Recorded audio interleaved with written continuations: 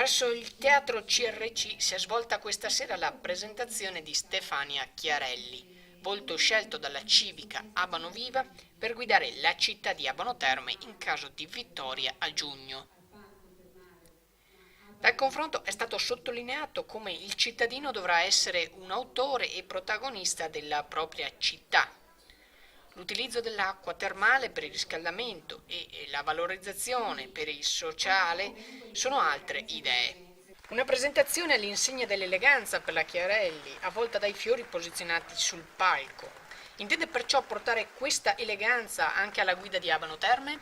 L'idea dell'eleganza ci piace molto, ma più che l'eleganza in realtà quello che desideriamo è sobrietà, trasparenza e coerenza, quindi i nostri progetti li abbiamo molto chiari e desideriamo portarli avanti con quello che ci contraddistingue, cioè la semplicità e la coerenza.